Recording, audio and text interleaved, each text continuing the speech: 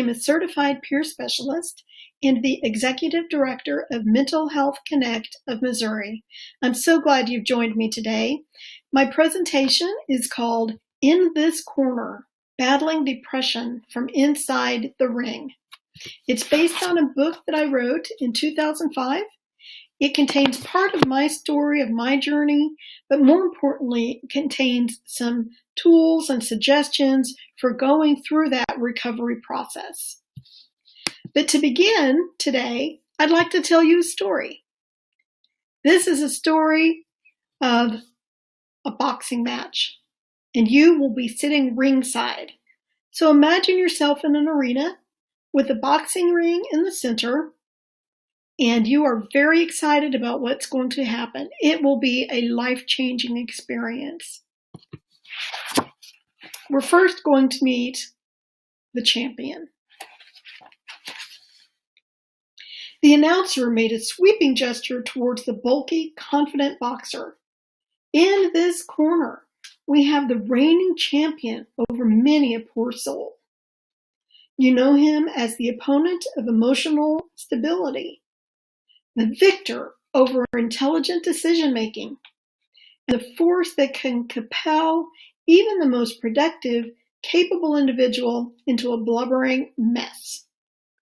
This champion is depression. I wonder if you can relate to that.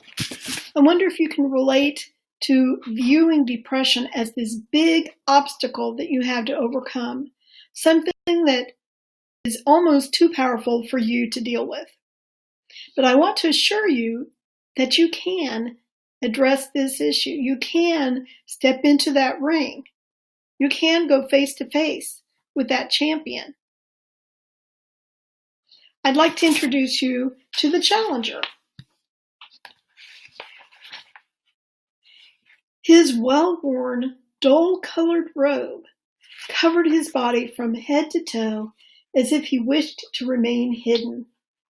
Small of stature and moving slowly, this unlikely boxer climbed into the ring and took his place in his corner. The crowd grew quiet.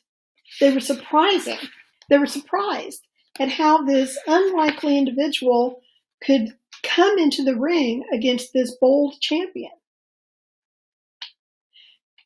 The announcer lifted his microphone and said, "Ladies and gentlemen, I would like to introduce you to our challenger. He has come a long way to sit here tonight. In fact, I would say he is downright courageous. He is courageous." Did you hear that? With another dramatic sweep of his arm, the announcer said, "In this corner." And whose name would that be? It was me for a long time. But I survived that journey, and I'm here to tell you, you can too.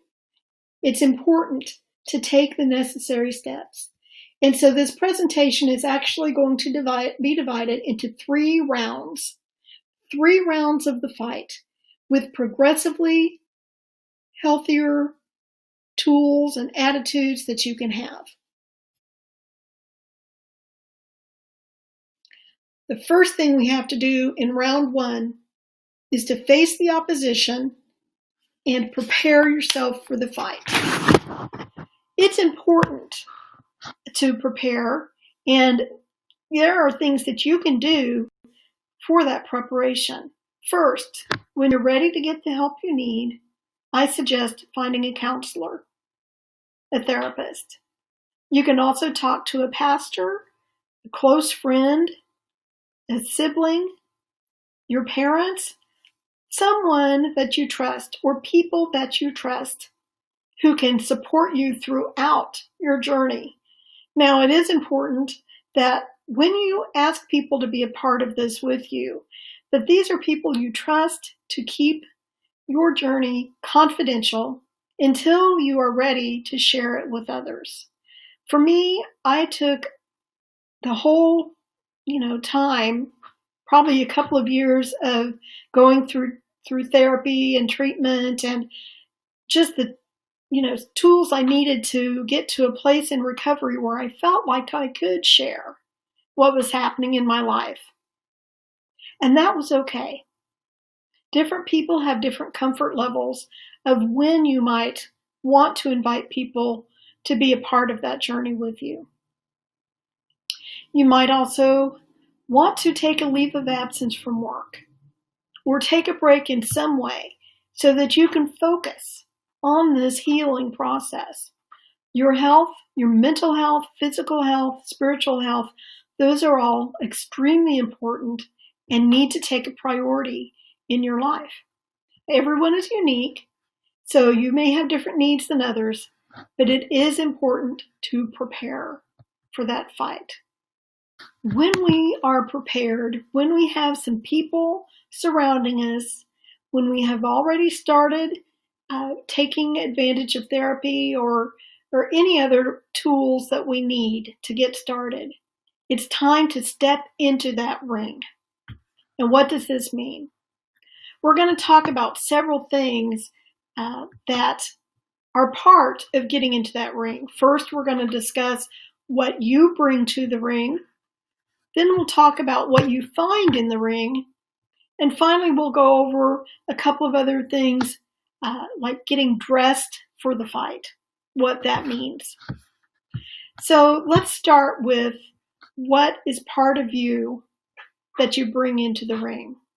Depression, of course, or your disorder, but you also are bringing in your family and personal health history. It's important to know that. It's important for your overall health so you can understand a little bit more about what you're dealing with, whether it's a mental health concern that's run through your family, whether there's some other illness that's been in your family. You need to be aware of your overall health. There's also life situations you bring in. Maybe you've experienced some trauma in your life. It's part of who you are. It's affected your life. It's impacted your growth and development.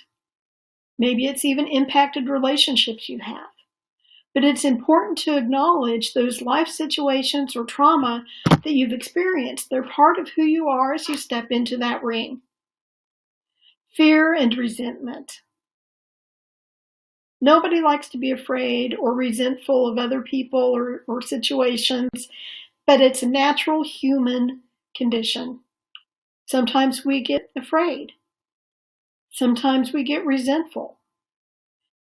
What we need to do is acknowledge those things in this journey. That's going to be part of becoming mentally strong, is to deal with those kinds of emotions and feelings that are part of our lives and can help in bringing us down. We need to turn those around into something more positive. We also, on a really bright side, bring in that support system that we've talked about. They are with us. They are part of this with us.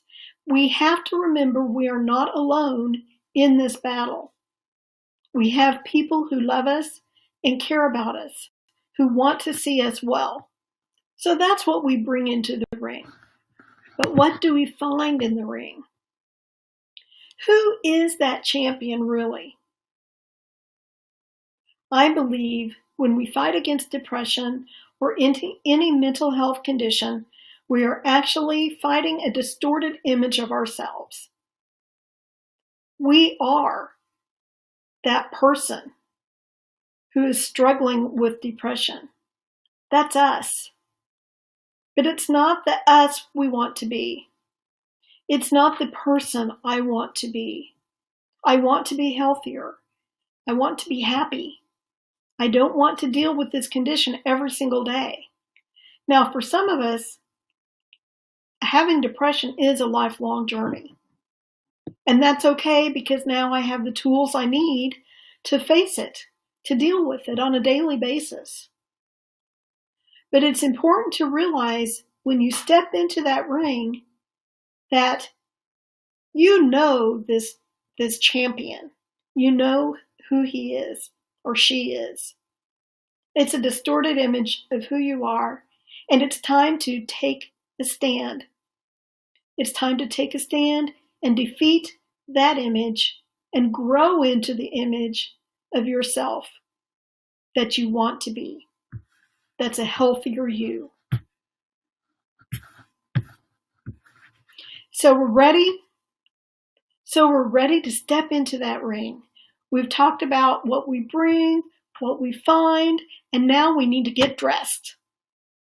We're going to put on some clothing and wear our boxing gloves and get ready for the fight.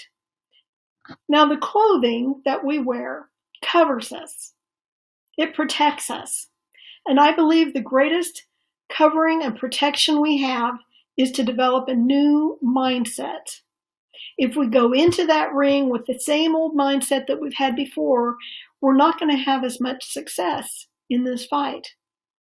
When I say a new mindset, what I mean is to look at the lies that we tell ourselves, the lies that society tells us, those lies that say we're not worth it, nobody cares, I'm all alone, and other statements that make us feel helpless.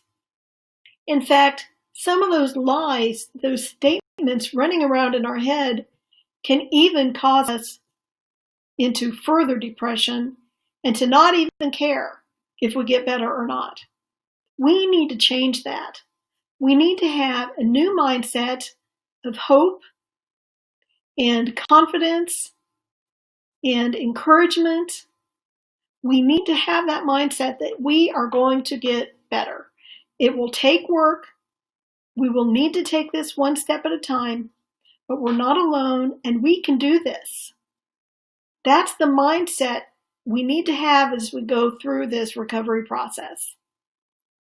Now, putting on those boxing gloves, what does that do for us?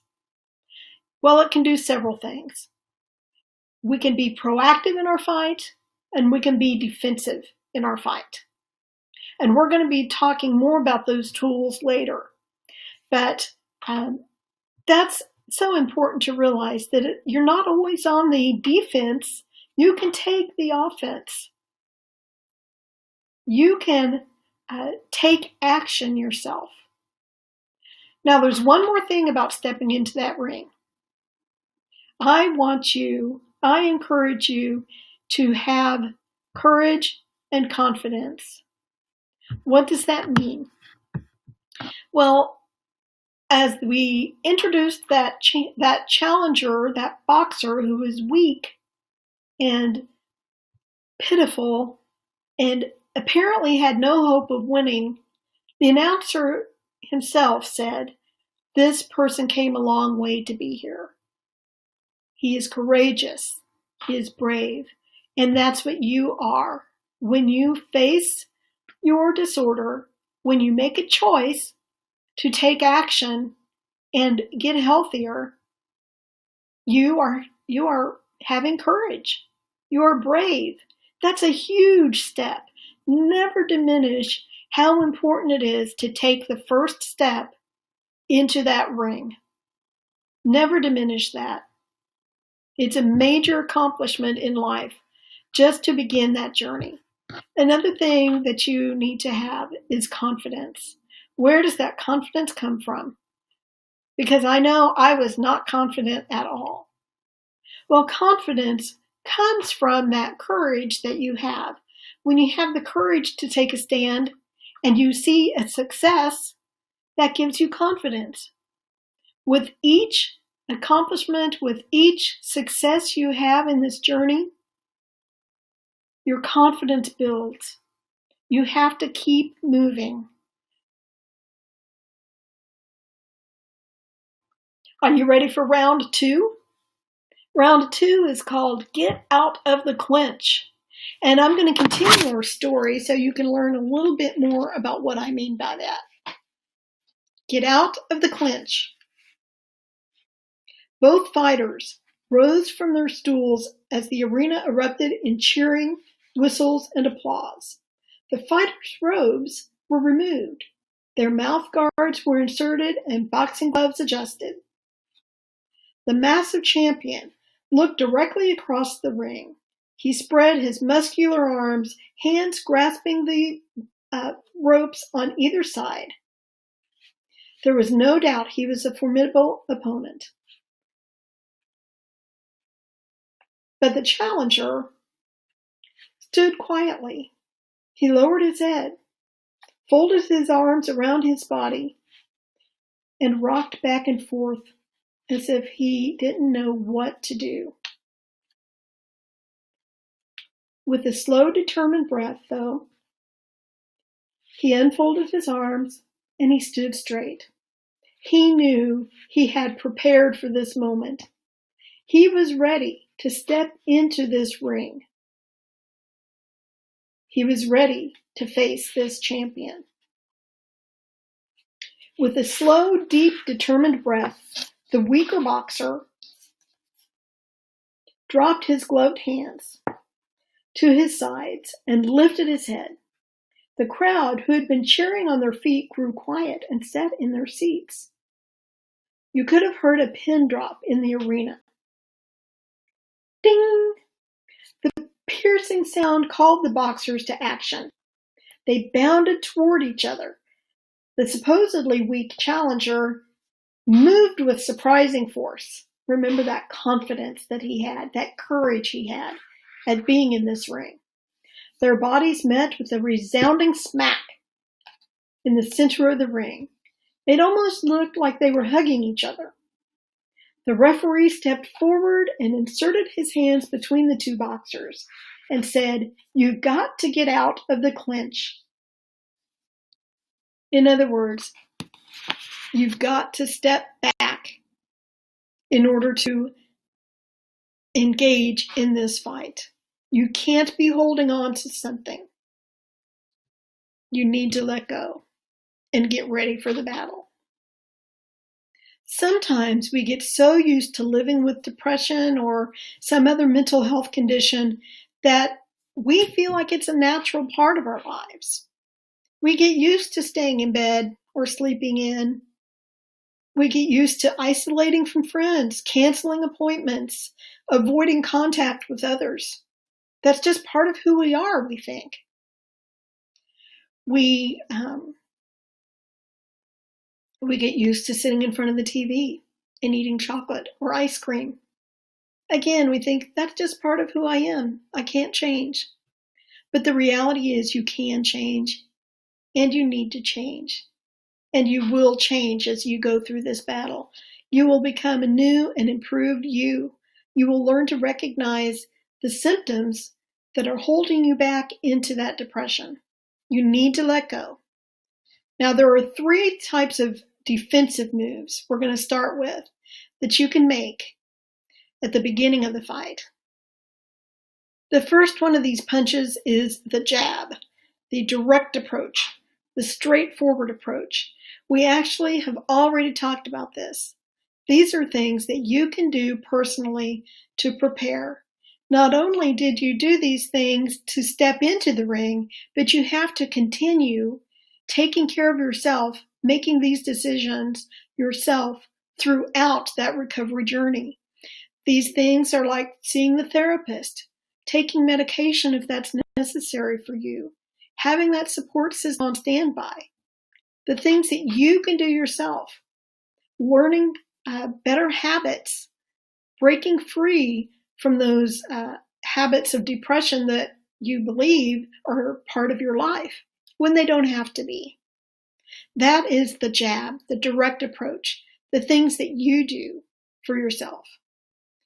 The next punch is called the hook.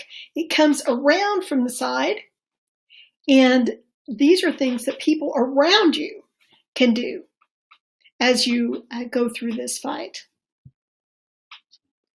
What can they do? What do I mean by that? Well, your focus, especially at the beginning, has got to be yourself and your well-being. You might need help for that to happen.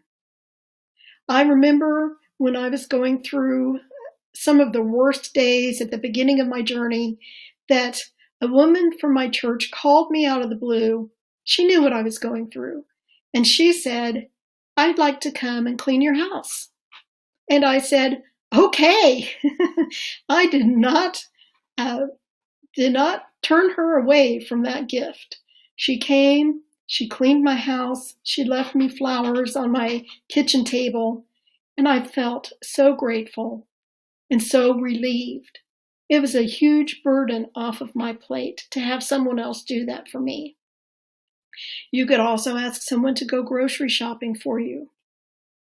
If you have children, you could ask someone to babysit your kids so you could get out of the house, get some fresh air, stop isolating, have someone watch those kids for you.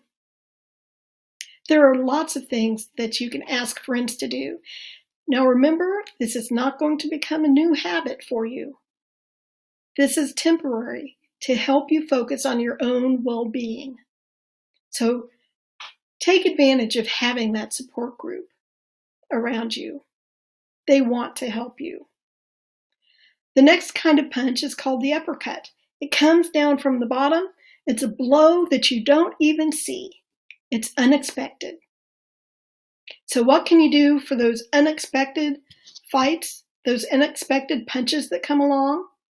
You have to be armed with the tools necessary to respond to that punch. This could include maybe taking some anger management classes if you need to, going through cognitive behavioral therapy, practicing mindfulness, having a wellness toolkit of tools that you know will help you stay healthy. When you're doing all these things already, those unexpected punches can be a little easier to cope with. You need to have coping skills in place before that happens. Now let's talk a little bit about the heat of the battle and the defensive moves we can make. We talked about the offense. The defense really involves being more proactive in defending yourself. There are two things that we're going to talk about. One is blocking. Blocking is, again, using those boxing gloves to ward off the punches of the enemy. We also will talk about the bob and weave, which is just like it sounds. You're bobbing and weaving. You're trying to stay out of the way of the punches altogether. Let's talk about blocking first. Blocking, having on those boxing gloves, means that you can fight against, you can ward off those attacks coming out to you, those symptoms. For example, if one of your symptoms, one of the biggest parts of your depression is isolating, which is very common, where you don't get out, you miss appointments, you cancel get-togethers with friends, or you simply don't even talk to anyone at all, that's isolating. What can you do when that isolation is starting to come down on you? You can block it by having someone that you can call just to talk, having that human contact. You can make an arrangement to go have lunch with a friend. You can do those kinds of things related specifically to the symptom that is starting to increase. Same thing if you cry all the time. Now, it is okay to cry. It really is. But if that becomes kind of a routine of your life, is to cry nonstop for hours at a time, you really need to address that. How? Again, have something that can replace that despair you have. Find something hopeful to do. Go to a friend's house, attend a play or some other activity that lightens your mood, that brings you smiles, and whatever it takes to fight against those symptoms so that you know what you can do to overcome. That's what blocking is directly fighting off different symptoms of your depression. Now, what is bobbing and weaving? Again, as I said, it's just what it sounds. Sometimes when we do this, what we're actually doing is staying away from circumstances or people that bring us down. We can choose whether to go to a certain place, to be with a certain person, to engage in a certain activity. Those are choices we make. And when we know that a certain situation causes us to feel down or in despair or hopeless, stay away from it. For example, if there's a person in your life that may or may not know what you're going through, but always has criticisms of your choices and behavior, you don't need to be around that person during this time. Hopefully in the future, you can rebuild that relationship and move forward with that. But when you're trying to get healthy, you need to set boundaries so that you can focus on your well-being. And if that means separating yourself from an individual, then that's probably what you need to do. If you know you have temptations that can also feed into that depression, it's time to start establishing new habits to do away with those temptations. For example, if you're tempted to just sit in your chair and watch TV all day, the chair's there, the TV's there, why not, right? That's not healthy either. So what you need to do is to weave around that. Get away from that chair and TV. Get up, go for a walk, read a book, play a game.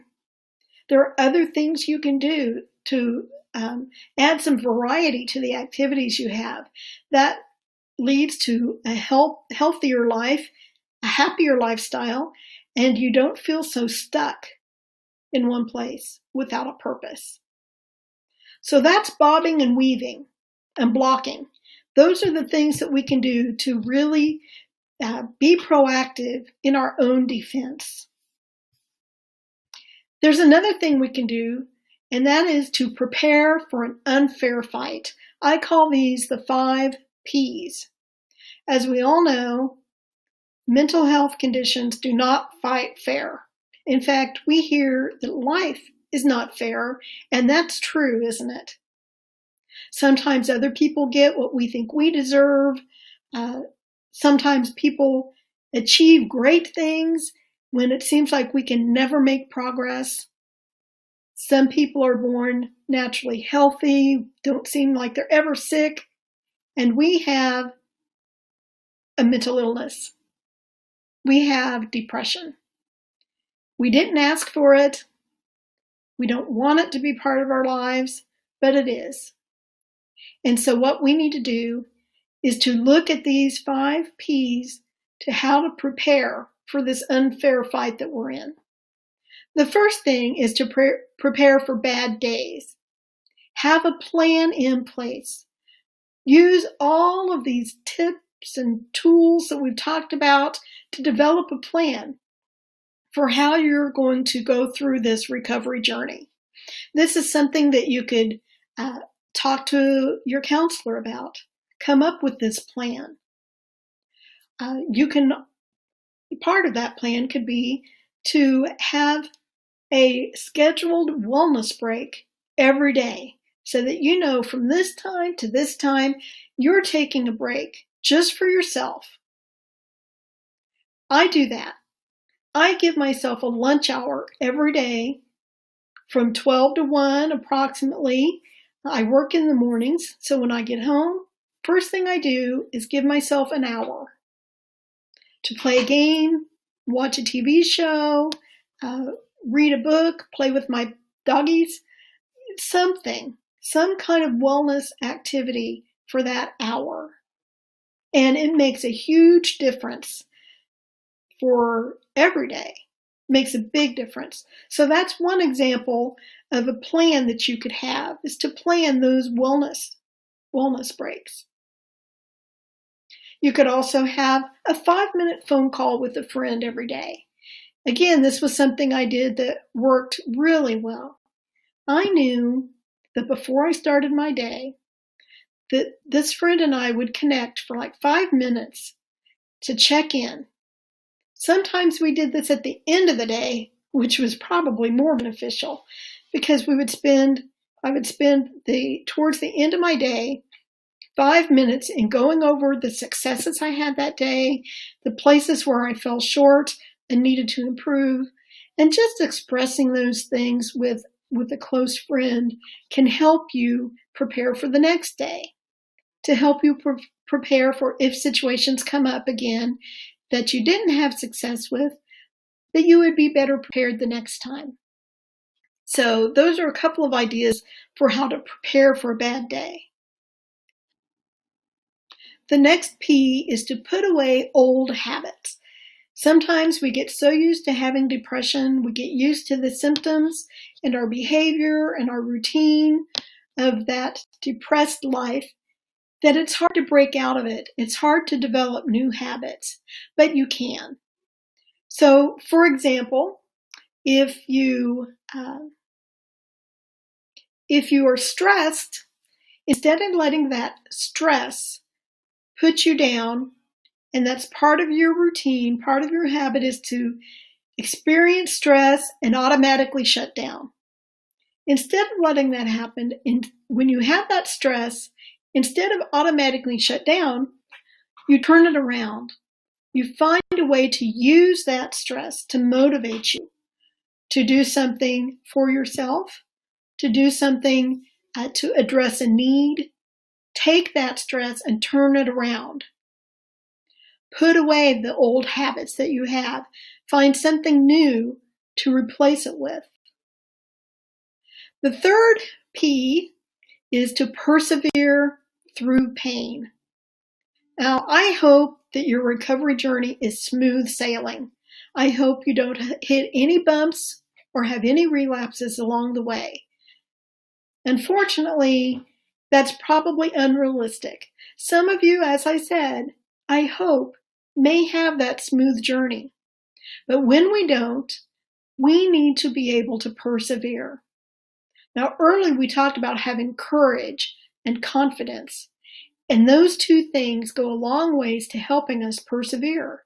Even when we have painful moments, persevering means to keep going. Don't give up. Don't slow down. Keep your eyes focused on the prize. And what is that? It's a healthier you. It's a more emotionally stable you. The fourth P is to play. Take a day off. It is hard to go through this recovery journey, but if that is your focus 24/7, it can get discouraging. You can start losing attention to everything else around you. You need to take a day to play. Go hang out with some friends. Play with your children. Go for a walk. Go to a movie. There are lots of things that you can do to take a break from this difficult work of recovery. Take a break. And you should be doing this on a regular basis, because when you play, you smile, you have a happier outlook that can help with your mindset. It's just a good practice to have that time. And it also helps your relationships. When you are focusing on you, you might feel or be perceived as being selfish. I know I really struggled with that. I felt so selfish that I would go to an outpatient treatment program in the day and do homework or study at night, and I just did not see my family very much. So we had to make time to spend time together. We had to make time for play. And that reminded me why I was going through this journey anyway. I was going through this journey so I could play, so I could have healthy relationships, so I could enjoy the life that I've been given. The final P is to pray or meditate. Take quiet times. Pray or meditate in a calming environment. Surround yourself with quiet quiet music, ambient sounds. Close your eyes, do some breathing exercises, and give yourself a moment for clarity. I like to pray because that helps me focus on the presence of God in my life. You can focus on the presence of God. You can repeat affirmations and meditate on those words. Just take that time for yourself. That is another one of the 5 P's to prepare for an unfair fight. Be filled up. Be prepared.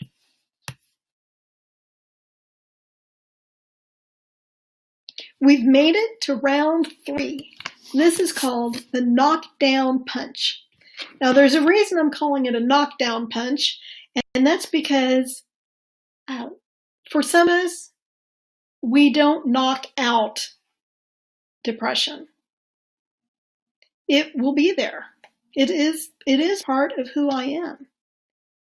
But I don't have to live with it on a daily basis.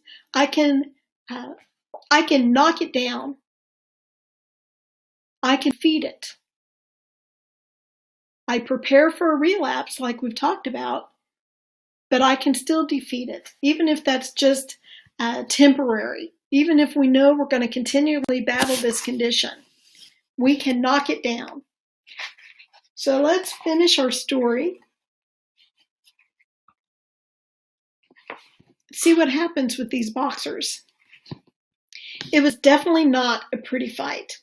The challenger was cut, bruised, and limping around the ring. But despite the pain, miraculously, he seemed to gain in strength as the fight wore on. Each fist that hit its target gave the challenger more confidence. Each dodge that avoided a punch inspired the challenger to persevere. When the champion doubled over in pain, the challenger grew in strength. As the final seconds ticked away, the champion seemed to actually diminish in size, while the challenger seemed to tower above him. Although the challenger was sore from the beating he'd received, he appeared confident and poised. He had started to realize that he'd never really been alone in this fight. The tools he had brought with him into the ring had been invaluable throughout the fight, and the prospect of winning the prize had been motivation to keep him going. The now confident challenger drew back his fist for the final blow. Smack! His fist hit hard against the flesh and could be heard throughout the arena. All eyes were glued on the once powerful champion as he staggered and fell against the ropes. A voice from the crowd rang out, "Wow, it's a knockdown punch." Yes, it's a knockdown. It is the beginning of the end, as you could say, of having depression control your life. I want you to remember throughout this journey that you are not alone. You really are not. There are people who love you, who surround you and support you, who want to be a part of your life and a part of this journey. You can join a support group. Now, I am in a big favor of support groups. I think it's important to have individual therapy as needed, but a support group of people who understand what you're going through, who really know what it's like to survive and recover from a mental illness and to continue on that journey. I lead a support group, and it's wonderful. We trust each other. We share our lives together. In this particular group, I also have a Bible study time. You could do a lesson of some kind, but it's just important to be with other people to help sustain your recovery and to listen to you when you've had a bad day. So I really encourage you to find a support group. Another thing that you can do is to have a therapist on standby or see on a regular basis. At this point in my recovery, I don't go to regular therapy, but I have someone I can call if I slip back and need that kind of help. So that's something to keep in mind as well. You need to focus on the prize. And what is that? It is a healthier life. It's restored relationships. And probably one of the more important things on focusing on that prize is finding a sense of purpose. When you're sunk down deep with depression or some other condition, it seems like you lose your sense of purpose, of meaning. That's one of the strongest things that can help pull you out, is to have that sense of purpose, to have meaning in your life. And all those things you will find as you go through this recovery process. There's one more part of the story. That's the story of victory. We know that the once powerful champion has been defeated. He's crumpled to the floor. He's been knocked down. But now what? Let's find out about this victory. The opponent was stunned and in shock. The challenger's surprise was evident as well. The crowd, exhausted from the intensity of the bout, sat in quiet amazement at the unexpected result. Finally, the referee moved slowly across the ring. The challenger looked up as the referee smiled and looked into his eyes and took his gloved hand. Their eyes met, and the challenger knew he had never been alone in this ring. He had never been alone in this auditorium. He saw the faces of those who loved him and were rooting for him. His neighbors and co-workers who knew that he was struggling and didn't know how to help. The doctors and therapists who took a sincere interest in his well-being. And his family and friends who had upheld him throughout the fight. As the referee lifted his hand, the new champion looked up to the skies. Yes, this was the beginning of a new life. And yes, he realized that in some ways, the fight was just starting. But for now, he raised both hands high as the announcer's words rang out. And the winner is... Whose name is that going to be? It was mine, and it can be yours too. I thank you so much for joining me today, for listening to a little bit of my story, the story of these boxers, and the story of recovery that leads to victory. I wish you all the best, and thanks again. I will have my contact information on the screen if you have any interest in getting in touch with me about anything I've shared today. Thank you.